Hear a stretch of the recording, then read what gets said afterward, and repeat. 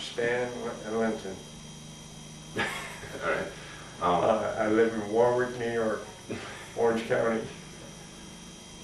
Why did you join the service, or were you drafted? I was drafted. And how old were you? I was 21. Just turned 21.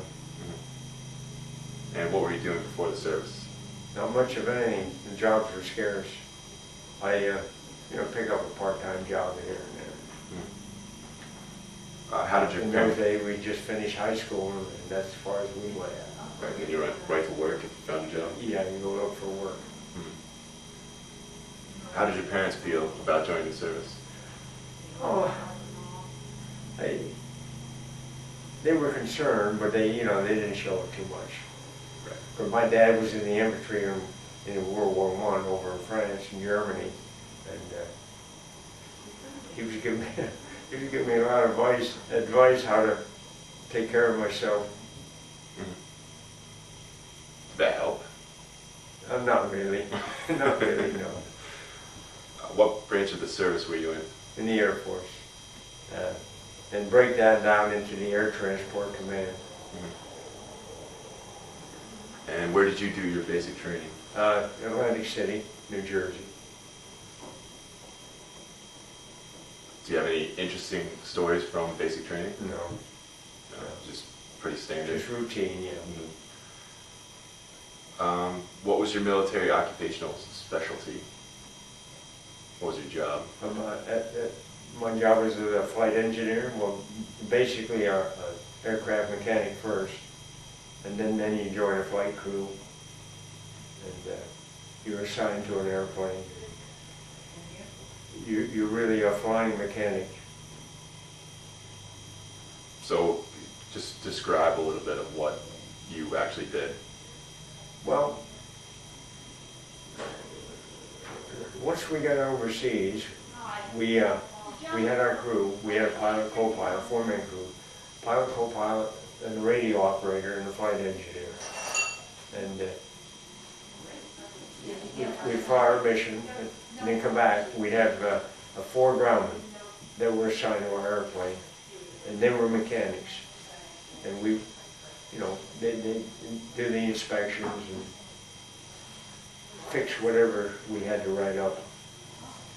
Kept the old thing running good, we hope. And they did. They did a good job. Were they around the same age as you? These Yeah, mechanics? yeah. Oh, yeah.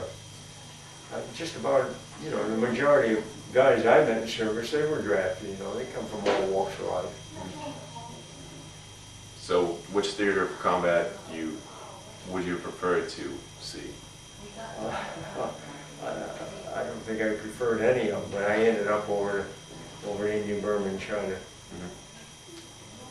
Do you think one theater was more important than the other? No, no way.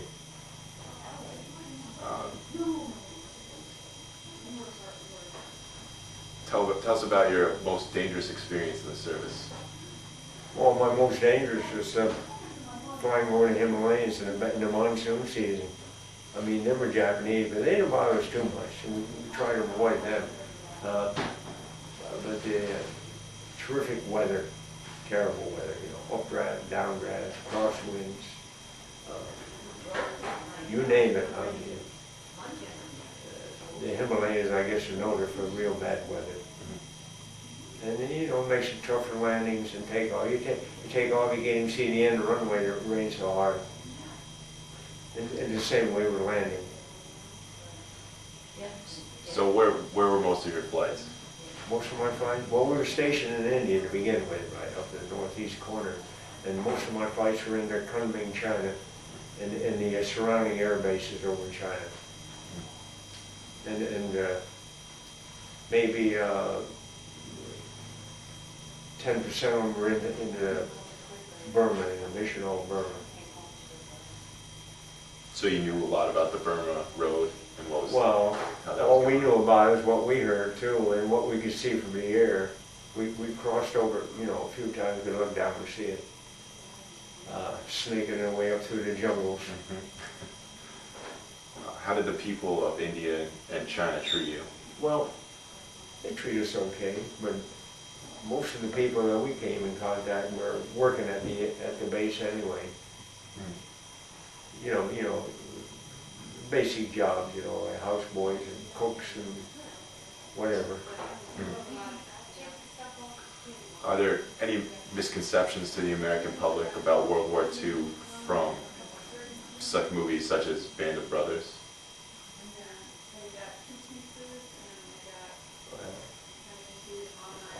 I couldn't answer that one. I think that's up to the individual.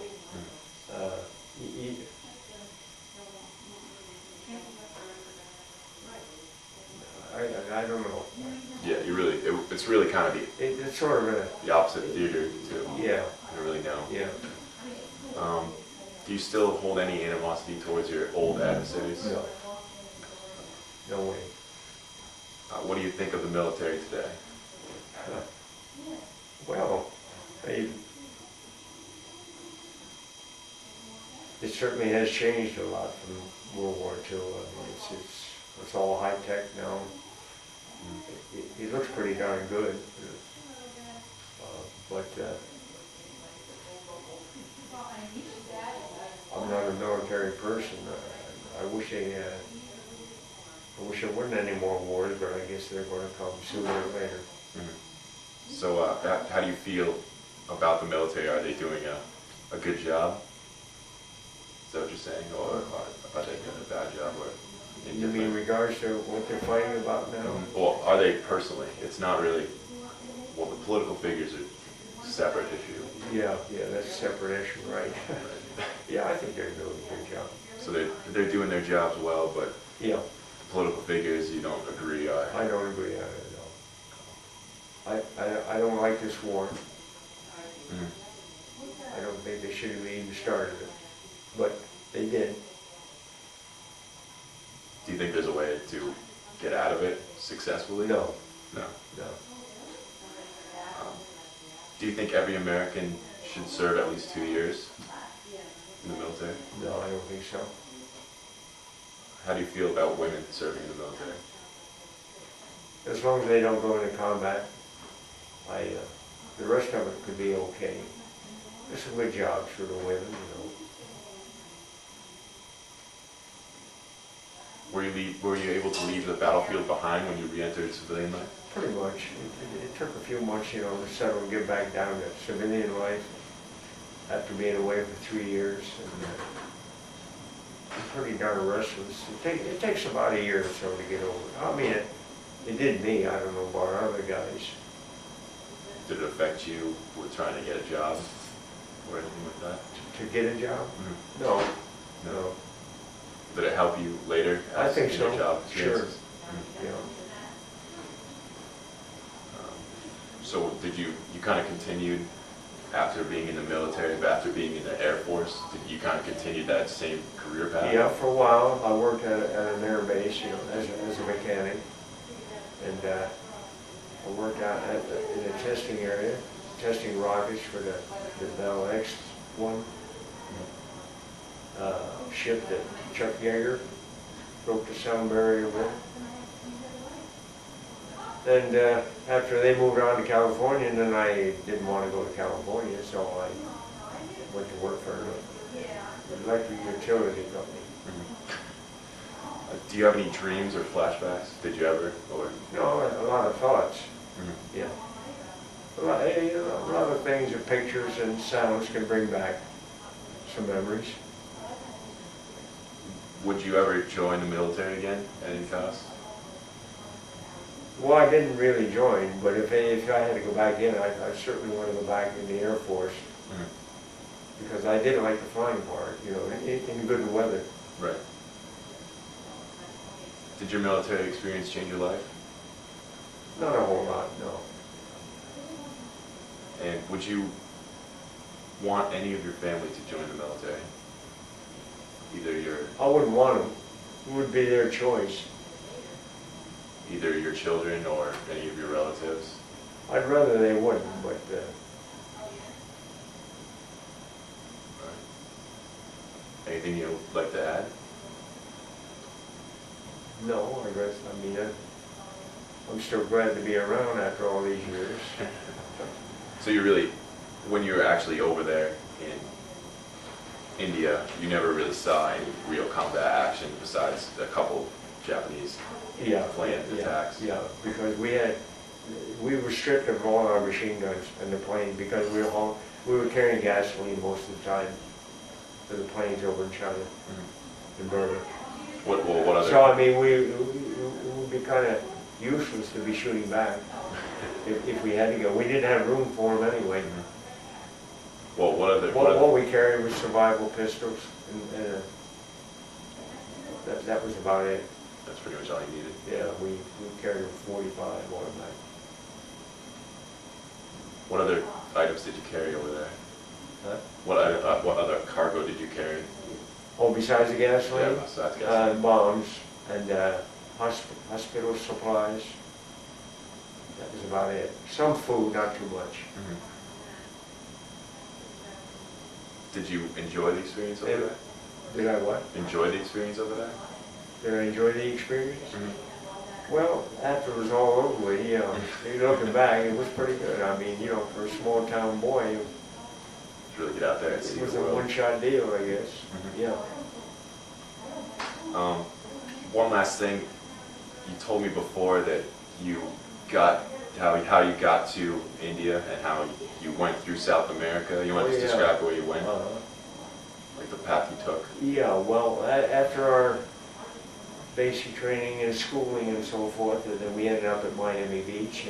They put you on hold for several days, and then they assigned me to what we call a C-46, a cargo twin-engine airplane. We took off from Miami Airport. We flew to Belém, South America, Brazil, and then we jumped off of there and flew over to Natal, Africa. And from Africa, we went up through Cairo and Casablanca and Iran into Karachi, which is the gateway to India on the western edge. And after a few days on hold there, we flew up to our air base up in the northeast corner. And what was the air base like? Well, the air base was not far from a big river, Brahmaputra, I think they call it, Brahmaputra River. It came out of the Naga Hills. I guess it originated in the Himalayas someplace. They came down through there and surrounded by tea plantations and rice paddies. But once we took off, and it was maybe 10,000 feet, 12,000 feet, we began to get into the foothills, and we had to get up around. We usually flew anywhere between 20 and 30,000 feet on oxygen, What were your accommodations like? Where did you stay? Well, at first we were in what we call a hut. It's one of these mud and bamboo things with a straw roof and dirt floor, and I think there were 4 bunks in there, We had a houseboy who would come in and sweep the dirt floor for us and shine our shoes. But then that lasted for only about 4 months, and then they moved us up closer to Burma to another air base, and then we had to start living in tents. Were there a lot of people stationed at that base that you were at? Either of them? Yeah, I wouldn't know the exact number, but there's quite a few.